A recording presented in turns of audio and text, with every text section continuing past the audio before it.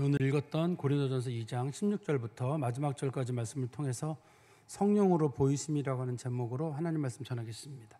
대부분 이제 고린도전서 하면 떠오르는 게 성도들의 머릿속에 성경을 좀 읽어보신 분들은 음식물에 관련된 규제, 그러니까 그 우상에 드린 음식을 먹어도 되느냐 말아야 되느냐 하는 그런 논쟁과 관련된 게 떠오르시는 분들이 계시고, 또 어떤 분들은 성령의 여러 가지 은사들 있잖아요. 은사에 대한 분쟁이 있었거든요. 그거에 대해서 떠오르시는 분들이 또 계실 거고, 또 어떤 분들은 거기 고린도 13장에 보면은 사랑에 대한 얘기가 나오기 때문에 고린도전서 그러면 사랑 이렇게 떠오르는 분들이 많을 거예요. 근데 그 모든 거의 시작은 사실 이 앞부분에 있거든요. 이 앞부분에서 먼저 우리가 그 결론을 어느 정도 좀 유추해내고 답을 찾아내면서 그리고 뒷부분을 이해를 해야 되는데, 사실 우리가 앞부분에 대해서는 그저 고린도 교회 내에 분쟁이 있었는데 바울파, 아볼로파, 게바파, 예수님파가 있었다, 우리가 이 정도로만 이제 접근을 하다 보니까 말씀 자체가 뒷부분이 좀 어려워지는 경향이 있거든요. 그래서 제가 좀 이게 반복적인 느낌이 있습니다만 앞부분에 나와 있는 얘기를 제가 다시 한번 좀 설명을 드릴게요. 우리가 앞부분에 있는 걸 한번 다시 한번 보시고 그리고 좀 뒤에 있는 말씀까지 이해를 하셔야 되는데요. 고린도 교회 분쟁이 있던 이유는 누구누구 파 그게 중요한 건 아니에요. 그런 게 왜 생겼냐면 당시 고린도 교회 내에 유대인 그리스도인이든 그다음에 로마 사람 그리스 사람 그리스도인이든 간에 그 사람들이 추구하는 게 둘 다 합리성이에요. 저게 실제로 가능할 것이냐 하는 거예요. 그러니까 예수님 십자가로 말미암아 죄사함을 받는다, 너무 좋은 얘기긴 한데 그때는 좋았는데 좀 지나고 나보니까 그게 너무 합리적이지 않은 거예요. 아니 이 십자가는 나무인데 나무에 매달리면 저주를 받는 건데 저게 구원이 된다고? 그거는 아닌 것 같아요. 그건 아닌 것 같고, 또 헬라파 쪽에 있는 그리스도인들은 생각하기를 아니 이게 자기들이 봤을 때는 합리성을 추구하는 사람들인데 이렇게 무슨 예수를 믿음으로 구원을 얻는다, 이것도 아닌 것 같아요. 뭔가 인간이 뭔가를 해야 될 것 같아요. 그래도 죄를 씻는 과정이 있다든지 뭐가 있어야 되지 않는가 싶어서 세례라고 하는 걸 중요하게 여긴 거예요. 세례를 죄를 씻는 중요한 수단으로 봐가지고 세례는 꼭 있어야 되는데, 그러면 세례는 누구한테 받아야 되느냐? 좀 더 능력 있는 사람에게 세례를 받는 것일수록 죄를 씻는 효과가 더 좋을 것이다. 이런 것 때문에 사람들이 이제 패를 나눈 거예요. 나는 바울파, 나는 아볼로파, 나는 게바파, 뭐 이런 식으로 자신들이 패를 나눈 거거든요. 이 사람들에게는 지금 뭐가 중요한 거냐면 이 십자가라고 하는 그 자체보다는 저것이 합리적이냐, 두 번째는 경건하냐. 뭔가 사람들이 이 경건이라고 하는 거는 내가 수고를 해서 뭔가를 얻어야 정상인 거지, 그냥 공짜로 얻은 건 이제 아무것도 아닌 것 같아서 경건이라고 하는 것에 상당한 무게를 뒀거든요. 그래서 사도 바울은 얘기하기를, 말씀을 통해서 말씀 전하기를, 십자가에 달린 예수 그리스도를 믿기만 하면 구원 얻는 것, 그것이 하나님이 주신 전도의 미련한 방법이거든요. 하나님의 아들 예수 그리스도를 믿기만 해라, 십자가에 달린 예수 그리스도를 믿기만 하면 그거로 구원을 받는다고 하는 사람들이 이걸 안 믿어지는 거예요. 사도 바울이 말하기를, 여러분들이 성령을 받을 때, 성령의 은사를 받을 때 어떻게 받았습니까? 십자가에 달리신 예수 그리스도를 여러분들이 믿는다고 할 때 받지 않았습니까? 또 여러분들이 어떻게 변화가 됐습니까? 아무리 설득하는 말과 좋은 말로 사람이 바뀌었습니까? 사람을 바꾸는 건 예수 그리스도께서 십자가에 달려 돌아가셨던 그거 아닙니까? 근데 여러분 왜 다른 걸 추구합니까? 우리 교회도 좀 종종 그럴 때가 있죠. 교회 성도들이 막 다툼이 있거나 부부간에 문제가 있으면 어떻게 하면 서로 상담도 받아보고 서로 뭐 정신과 치료도 받아보고 막 그런 식으로 문제를 해결하자고 하는 사람이 있고, 성경의 원칙에 따르면 예수 그리스도의 십자가에 깊이 들어가면 그 문제가 해결이 된다는 거거든요. 예수님은 해결이 된다고 하는데 우리는 그게 예수님은 구원의 문제는 해결하지 무슨 우리 인생의 문제를 예수님이 해결할 수 있겠나? 근데 이 성경은 예수 그리스도께서 그 모든 문제도 해결할 수 있다고 말하고 있는데도 우리는 나름 생각하기를 그 문제는 별개의 문제고 예수님이 바쁘신데 뭐 그것까지, 그거는 이제 우리가 상담하는 사람들이나 심리학자 도움을 받고 예수님하고는 영적인 구원 문제만 나누고 뭐 이런 식으로 우리도 생각하는 경향이 종종 있잖아요. 비슷하게 보시면 돼요. 그래서 당시에 사람들이 예수님 이름으로 구원받는다고 하는 그런 문제에 대해서 이게 자신들끼리는 뭔가 손에 잡히는 게 너무 없으니까 뭔가 손에 잡히는 것을 찾으려고 굉장히 노력을 했거든요. 근데 사도 바울은 그렇게 사람이 설득하거나 노력하거나 하는 건 아무 소용이 없다는 거예요. 자기가 고린도에서 복음을 전할 때에도 자기가 그렇게 많이 배웠어도 언변이나 수사학적 그런 거 가지고 뭐 한 적 있었느냐. 자기가 줄창 전한 건 뭐였냐면 십자가에 달린 예수 그리스도를 믿기만 해라라고 했는데, 그래서 여러분들에게 변화가 있지 않았느냐. 그러니 여러분 다른 거 바라보지 마시고 십자가만 바라보라는 거예요. 그런데 그 얘기를 함에도 불구하고 성도들 내에서는 자꾸만 무슨 생각이 드는 거냐면, 십자가를 믿기만 하면 구원받는다는 게 너무 미련해 보이니까 사도 바울이 오늘 본문에서 뭐라고 얘기하냐면, 여러분 성령 받지 않았습니까? 십자가에 돌아가신 예수 그리스도를 우리에게 믿으라고 하는 거 누가 하는 겁니까? 성령이 하는 거 아닙니까? 사람의 지혜로는 아무리 설득을 해도 안 되고, 그래서 하나님께서 성령으로 우리에게 깨우쳐 주는 거 아닙니까? 여러분 성령 받은 사람 아닙니까? 예수 믿는 거 성령 받음이거든요. 성령 받은 사람들은 하나같이 뭘 믿게 되냐면, 예수가 십자가에 달려 돌아갔다는 걸 믿게 되고, 그게 하나님의 지혜라는 걸 믿게 돼요. 그러나 성령을 받지 않은 사람들은 그게 안 믿어져요. 불합리하게 보이거든요. 그래서 사도 바울은 오늘 본문에 보면 사람을 성령 받은 사람과 안 받은 사람으로만 나눈 게 아니라, 성령 받은 사람 중에도 어린아이 같은 사람이 있고, 성령 받은 사람 중에도 온전한 사람이 있고, 사람들을 두세 부류로 나눠가지고 하나씩 지금 설명을 하고 있습니다. 우리 한번 6절 2장 6절에 보시면, 그러나 우리가 온전한 자들 중에서는 지혜를 말하노니 이는 세상의 지혜가 아니요 또 이 세상에 없어질 통치자들의 지혜도 아니요. 여기 보니까 온전한 자들이라고 했는데요, 이 온전한 자들이란 말에 여러분 성경책에 보시면 조그만 글씨로 밑에 보시면 또는 장성한 이렇게 돼 있잖아요. 성인이란 뜻입니다. 그러니까 온전한 성도들이란 말은 성인이란 뜻인데, 그거는 어떤 말의 반대말이냐면 3장 1절에 보세요. 3장 1절에 보시면 이런 말씀이 있습니다. 형제들아, 내가 신령한 자들을 대함과 같이 너희에게 말할 수 없어서 육신에 속한 자 곧 그리스도 안에서 어린아이를 대함과 같이, 이렇게 말하고 있어요. 예수를 믿기는 믿는데 성령의 인도함을 아직까지 제대로 받지 못하는 사람들, 그런 사람들은 어린 사람들이에요. 영적으로 그런 사람들은 어린 사람들이기 때문에 성령을 받았음에도 불구하고 여전히 합리적인 것만 추구해요. 내가 믿을 것만 믿고 안 믿을 건 안 믿어요. 그래서 우리가 예를 들어서 하나님 앞에 기도합시다 그럴 때도 어떤 분들이 큰 병 걸리면 기도해요. 작은 건 기도 안 해요. 한번 생각해 보세요. 여러분들이 이렇게 한번 잘 생각해 보세요. 여러분들이 암에 걸렸어요. 기도 하나요 안 하나요? 합니다. 중풍에 걸렸어요. 합니다. 치질에 걸리면요, 무좀에 걸리면요, 안 해요. 이거는 왜 그러냐면 우리 생각할 때 요거는 별개의 영역인 거예요. 그래서 큰 거 내가 할 수 없는 거는 어떤 영역이고 기도의 영역이고, 나머지는 생각하지 않아요. 이거는 기도의 대상을 생각하지 않아요. 그거는 무슨 뭐 하나님의 하신, 하나님 뭐 그런 것까지 하시나? 그거는 연고 하나 붙이고 약 하나 바르고 수술 받으면 되지, 이런 간단한 마음이 있는데, 무슨 중요한 문제에 부딪히면 그때는 이제 수술 받겠다는 건데, 요즘이야 그 치질이 수술로 쉽게 가능한 일이지만 과거에는 이게 큰 병이거든요. 이것 때문에 사람이 출혈로 죽기도 했을 거라고, 옛날에는요. 그러면 옛날에는 이게 기도의 제목이었는데 지금은 이게 기도의 제목으로 내놓는 사람이 거의 없어요. 우리 기도 제목 중에 보면은 성도들은 그런 건 없단 말이에요. 그러니까 사람들이 생각하기를 뭘 그런 것까지 기도하나, 그런 것까지 기도하는 건 기도의 제목이 아니라고 스스로가 판단을 내렸기 때문입니다. 근데 성경은 뭐라고 말하냐면, 온전한 사람들이라고 불려지는 사람들은 세상의 지혜를 좇는 사람들이 아니라 하나님의 지혜를 좇는 사람들인데, 여전히 교회를 다니면서도 어린 사람이 있어요. 여전히 성령 받은 사람 중에도 어린 사람들은 뭘 자꾸만 추구하냐면, 그 사람들은 합리적인 거, 믿을 만한 거, 내가 기도할 만한 거, 그것만 찾아서 하는 거예요. 그럼 여러분들이 어느 편에 속하는가 한번 보세요. 성령에 속한 사람이 있고 육에 속한 사람이 있어요. 육에 속했다는 말은 성령을 모르는 사람이란 뜻입니다. 그런 두 사람이 있고, 성령에 속한 사람 중에도 온전한 자가 있고 어린아이가 있어요. 여러분들은 어디 속했는지 한번 말씀을 통해서 여러분들이 보시면 좋을 것 같아요. 그래서 온전한 사람들이란 말은 성령 안에서 장성한 사람들이고, 성령의 인도함을 자주 받는 사람들이 온전한 사람들인데요, 7절에 보십시오. 오직 은밀한 가운데에는 하나님의 지혜를 말하는 것으로서 곧 감추어진 것인데, 하나님이 우리의 영광을 위하여 만세전에 정하신 것이라. 이 지혜는 이 세상의 통치자들이 한 사람도 알지 못하였나니 만일 알았더라면 영광의 주를 십자가에 못 박지 아니하였으리라. 하나님의 지혜의 속성이 여기 네 가지가 나와요.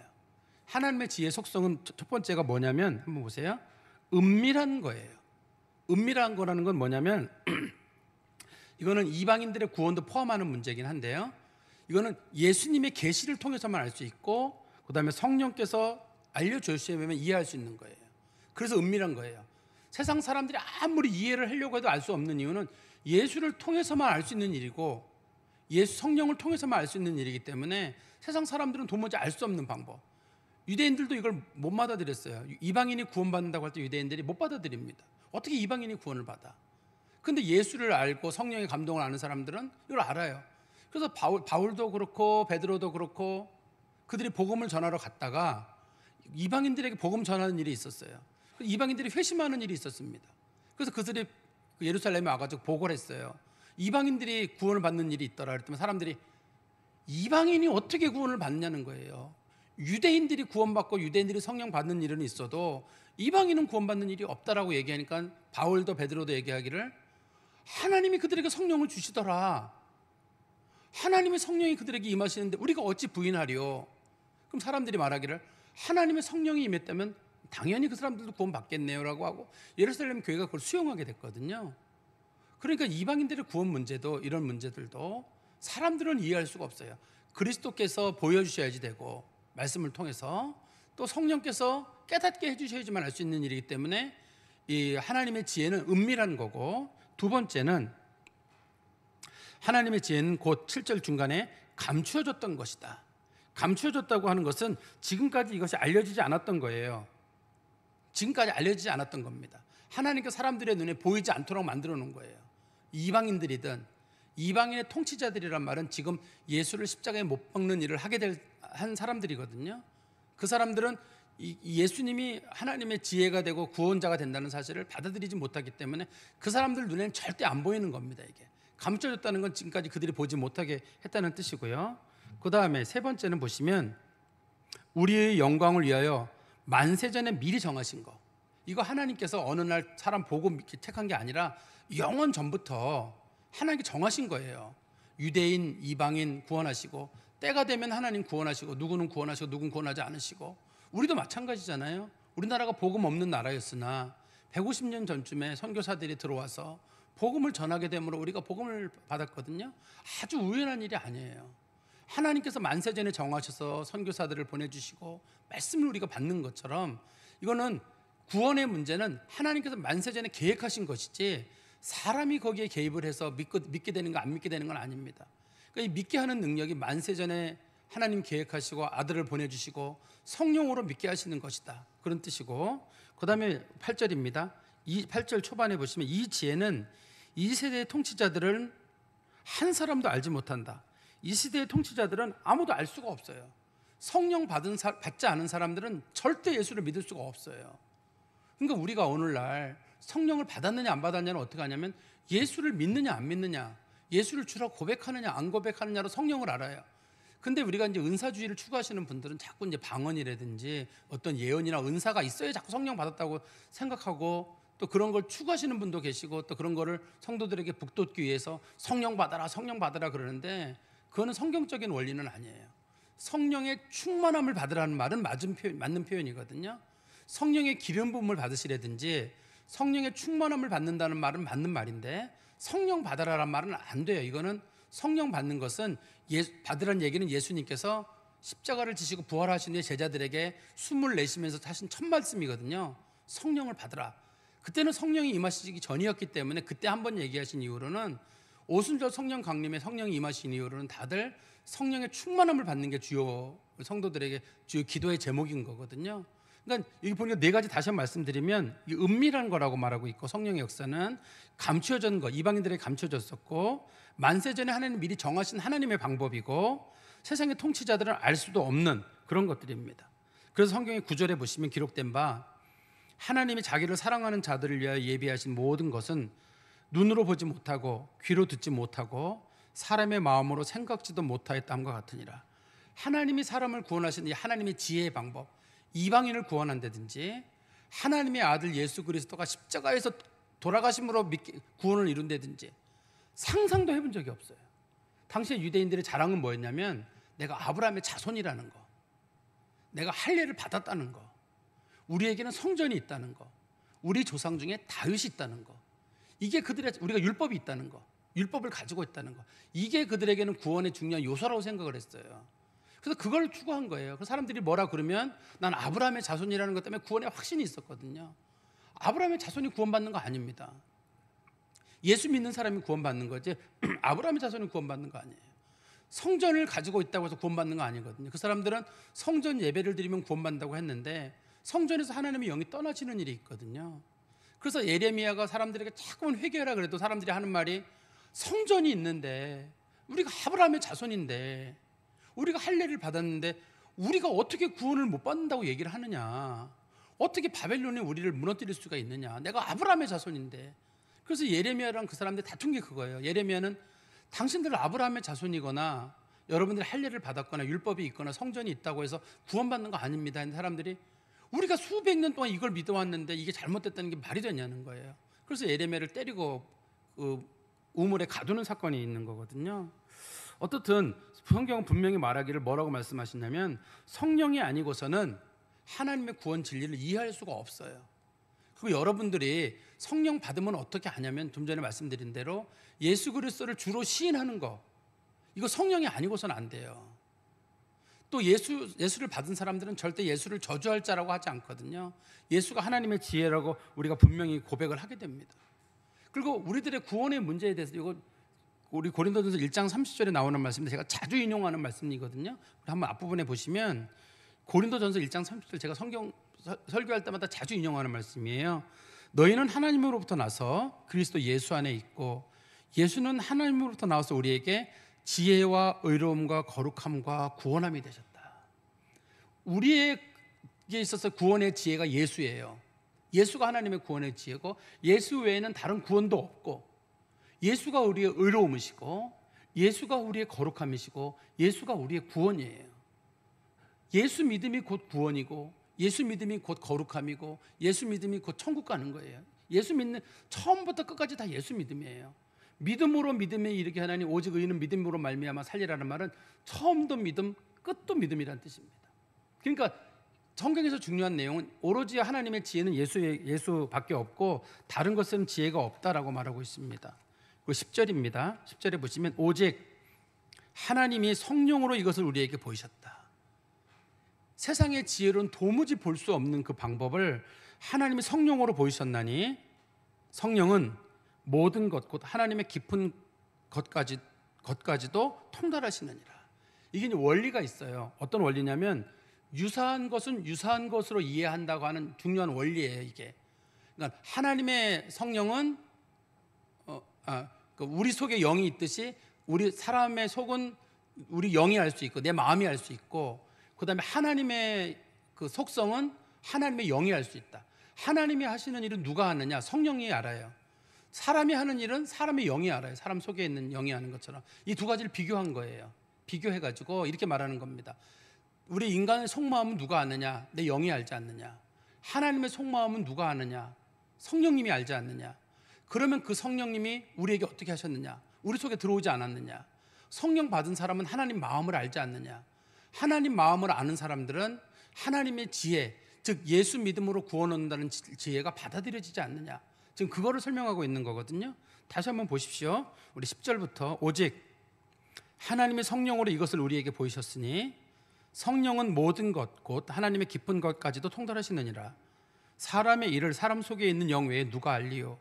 이와 같이 하나님의 일도 하나님의 영 외에는 아무도 알지 못하느니라.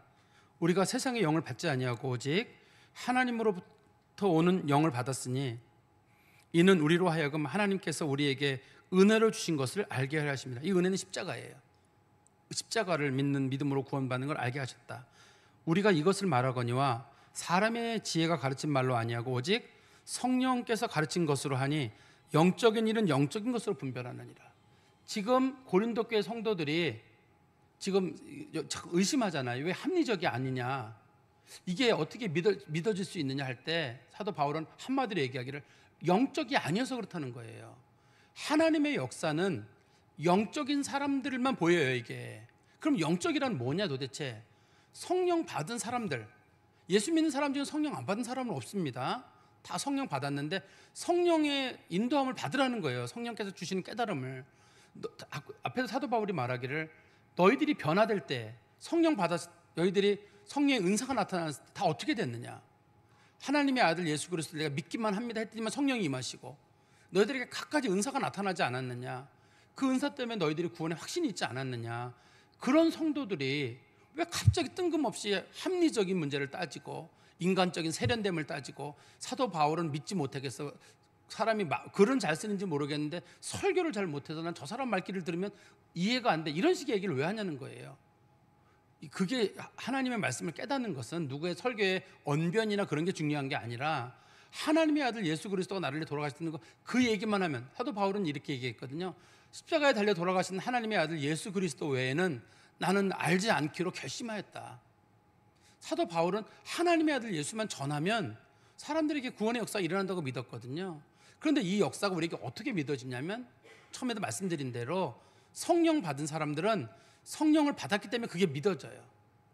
그러니까 여러분들이 하나님 말씀을 자꾸 의심하는 이유는 성령 받지 않아서라기보다는 성령의 역사가 자꾸 소멸되기 때문이에요. 성령의 충만함이란 무슨 뜻이냐면 내가 마음의 죄를 자꾸 회개하고 죄를 덜 짓는 삶을 살아가다 보면 우리들의 영이 맑아지거든요. 우리 속에 계신 성령께서 활발하게 역사하세요.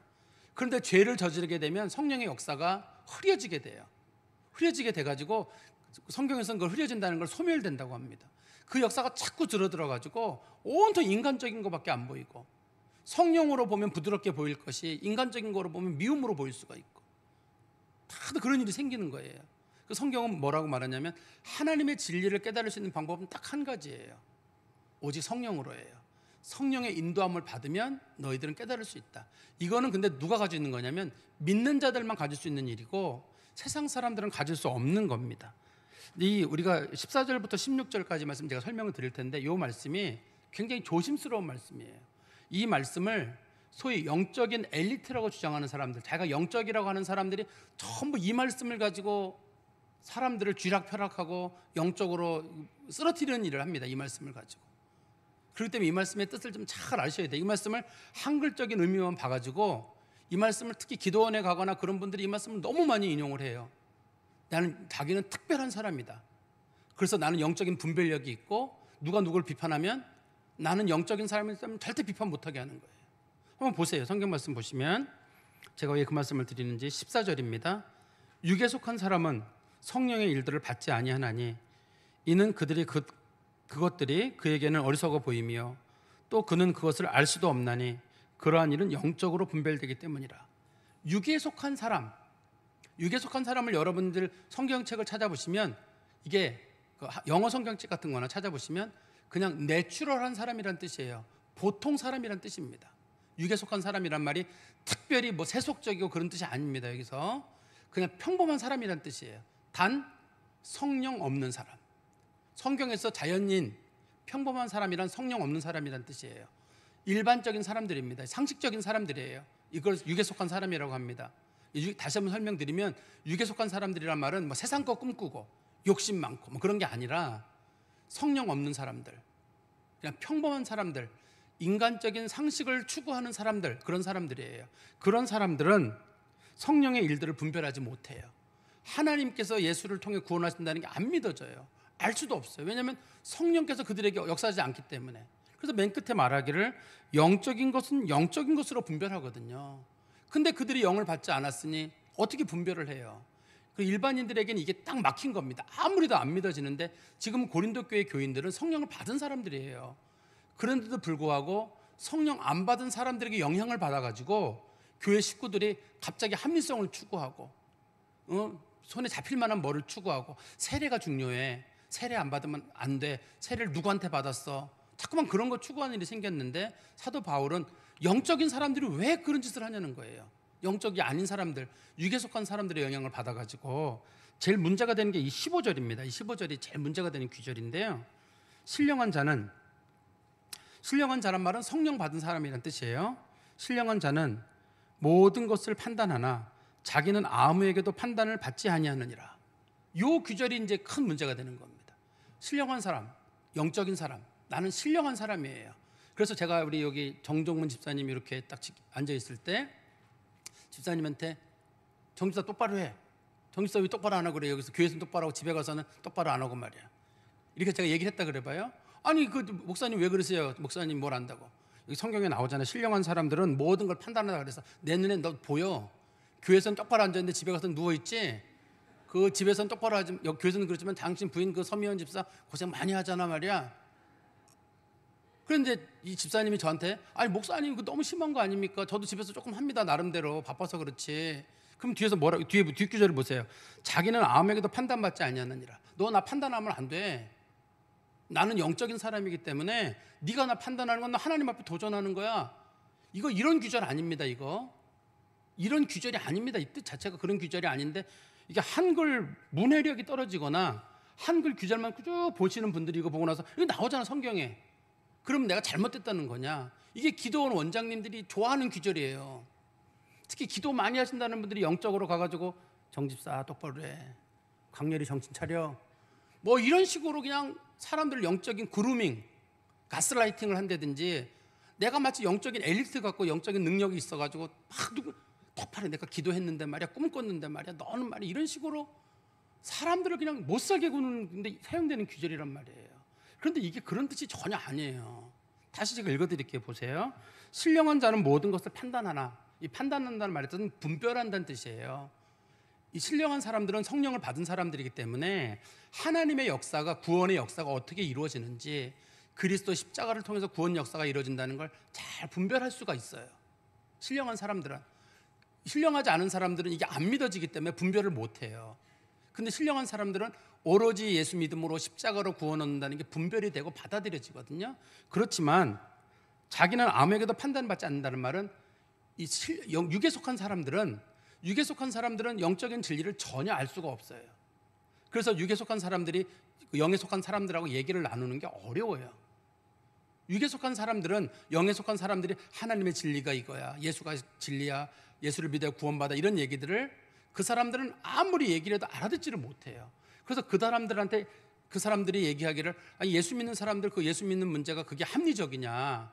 예수 믿고 구원받는 게 합리적이냐 할 때 그런 판단을 일절 안 받는다는 얘기예요. 다시 한번 좀 간단히 설명드리면 성령 받은 사람들은 하나님의 구원 원칙, 구원 섭리가 이해가 돼요.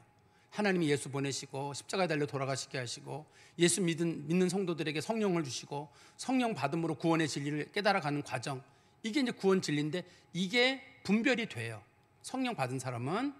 그렇지만 이 불신자들, 특히 육에 속한 사람들로부터는 예수 믿는 사람들이 가지고 있는 그 영적 진리에 대해서 전혀 평가를 받을 필요가 없어요. 예수 믿는 사람들 당신 그들 하는 거 내가 이해를 못한다. 이해를 못해요. 영적인 게 아니기 때문에. 그래서 그 사람들로부터 판단받을 일이 전혀 없다는 뜻이에요.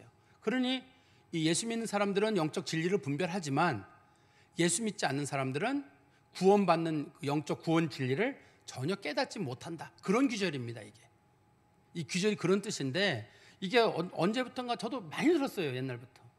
누가 뭐 얘기만 나오면 내가 기도하는 사람인데 내가 기도해서 얘기하는 건데 뭐 이러면서 시작해가지고 뭐 아주 사람들이 말을 쉽게 그냥 너무너무 쉽게 꺼내고 이런 걸 가지고 뭐 사람들 너 그러면 혼난다는 식으로 그런 얘기도 저도 종종 들어본 적이 있어요. 하나님의 진리가 무슨 영적인 특별한 사람, 나는 신령한 사람, 나는 영적으로 충만한 사람, 믿음 좋은 사람 그런 얘기하는 거 아닙니다. 여기서 신령한 사람이란 말은 성령 받은 사람, 예수 믿는 사람, 구원받은 사람이란 그런 뜻이에요. 16절입니다. 누가 주의 마음을 알아서 주를 가르치겠느냐? 이게 이제 성경에 나와 있는 그 이사야 64장이나 그 성경에 나와 있는 규절이에요. 이게 원래 이사야 40장 13절에도 나와 있는 규절입니다. 이걸 인용한 거거든요. 우리 그 이사야 40장 13절에 보시면 이사야 40장 13절입니다. 누가 여호와의 영을 지도하였으며 그의 모사가 되어 그를 가르쳤으랴. 이런 말씀인데 16절 다시 보세요. 누가 주의 마음을 알아서 주를 가르치겠느냐? 그러나 우리가 그리스도의 마음을 가졌노라. 이 그리스도의 마음이란 성령께서 역사하셔서 그리스도께서 하시는 일을 깨닫게 하는 것, 그런 뜻입니다. 이 본문에서. 그러니까 세상 사람들은 아무리 해도 예수님의 뜻을 몰라요. 그렇지만 우리 그리스도인은 알아요. 성령 받았기 때문에. 성령 받음이란 예수 믿음이고, 예수께서 성령을 언제 보내셨냐면 구원 사역을 다 마치고 하나님 보좌 우편에 올라가셔서 성령을 보내셨거든요. 성령 보내심의 약속은 뭐냐면 구원이 이루어졌다는 증거예요. 예수님께서 올라가시면서 내가 곧 성령을 보낸다고 말씀하셨는데, 예수님의 구원 사역이 성공했다는 것, 예수님의 십자가와 부활로 성공했다는 걸 보여주시는 대표적인 증거가 성령 받음이에요. 예수님 성령 보내주시고 성령 받았고, 그 성령으로 말미암아 우리는 구원을 받았고, 지금도 예수를 주라 시인하는 거예요. 물론 이 중에는 믿음이 약한 사람도 있고 의심에 빠지는 사람도 있습니다만, 성경은 말하기를 예수의 마음을 가진 사람, 이 본문에서 예수의 마음을 가진 사람, 성령으로 말미암아 깨달음을 받는 그 사람들은 하나님의 구원 진리를 받은 사람들이에요. 그래서 이 사람들이 육에 속한 사람하고 싸울 필요가 없어요. 그리고 바울이 이 얘기를 지금 쓰는 이유는 뭐냐면 고린도 교회 교인들에게 당신들 그리스도 예수의 마음을 가진 사람들이 어떻게 그리스도의 마음을 갖지 않은 사람들에게 현혹될 수 있느냐, 당신들 성숙한 사람들이었던 사람들이 어떻게 어린아이 같은 사람들에게 현혹되냐는 거예요. 아니, 그 사람들이 유혹한다고 유혹에 넘어가냐는 거예요. 예수 믿으면 구원받고, 예수 믿으면 은사받고, 예수 믿으면 능력받고, 예수 믿으면 변화되고, 이렇게 되는 거지 사람이 합리적인 방법이나 설득으로 그렇게 되더냐는 거예요. 당신들 하나님 그리스도의 마음을 받아서 그리스도 안에 성령 받은 사람들이 어떻게 그렇게 하느냐. 제발 그런 것에 넘어가지 마라. 당신들 스스로가 봤을 때 웃기는 거 아니냐. 영적인 건 영적으로 구분하는데 영적이지 않은 사람들의 그 도구를 가져다가 어떻게 영적인 걸 구분하려고 하느냐. 하나님의 영이 하시는 일은 하나님이 하시는 일은 하나님의 영밖에 알지 못하느냐, 못하지 않느냐. 성령 받은 우리만이 알 수 있는 일 아니냐. 그러니 제발 사람들의 말에 현혹되지 마라. 현혹될 일 있으면 기도하는 게 나아요. 기도하고 매달리고 하나님 찾고, 그게 방법인데 사람들이 자꾸만 복음의 길에서 벗어나기 때문에 그렇습니다. 제가 말씀을 좀 정리해서 말씀드리면, 이 고린도 교회 내 성도들이 원래 믿음 좋은 사람들이에요. 고린도 교회는 성경에 나오는 은사가 다 있는 교회입니다. 다 있는 교회들이고, 이 사람들이 선교 사역도 많이 했던 교회예요. 그런데 세월이 지나면서 교인들 마음속에 성령의 역사가 가라앉기 시작하면서 합리성을 추구하는 거예요. 누군가가 말하기를 이렇게 말한 거예요. 너 구원 받았어? 받았지. 그럼 어떻게 알아? 나 믿음에 확신 있지. 확신 그런 거 말고 막 분명한 거. 예를 들어서 네가 세례를 받을 때 누군가가 성부와 성령으로 세례를 주노라, 너 죄사함을 받았느니라, 뭐 그런 거 있어? 난 그런 거보다는 예수 믿는 거로 충분한 것 같은데, 아이 그런 거 아니야. 세례 받을 때 그때 죄사함을 받았느니라, 그래야 죄사함을 받는 거고, 그것도 아주 유명한 목사님이, 바울이나 뭐 아볼로나 베드로 같이 유명한 목사님이 성부와 성자와 성령으로 세례를 주노라, 그리고 죄사함을 받다, 그래야 되는 거야. 이런 식의, 이렇게 돼야지만 합리적이라는 거예요, 그 교회 내에서. 근데 사도 바울이, 이게 바울이 뭘 중요하고 베드로가 뭘 중요하고 아볼로가 뭘 중요하냐는 거예요. 그리스도의 십자가가 중요한데 왜 그렇게 세례가 뭘 중요하냐는 거예요. 세례가 필요 없는 건 아닙니다만 세례가 그리스도의 십자가보다 뭘 중요하냐, 자꾸 그런 것에 넘어가지 마라. 여러분들에게 제일 중요한 건 그리스도의 십자가 아니냐. 그리스도의 십자가가 제일 중요하다는 건 누가 알려주느냐. 하나님의 성령, 너희 안에 거하시는 하나님의 성령이 역사하지 않느냐. 여러분 성령 받음으로 은사 받았고, 성령 받음으로 변화되고, 성령 받음으로 예수를 주라 인정하지 않느냐. 그거 다 예수 믿을 때 들어온 거 아니냐.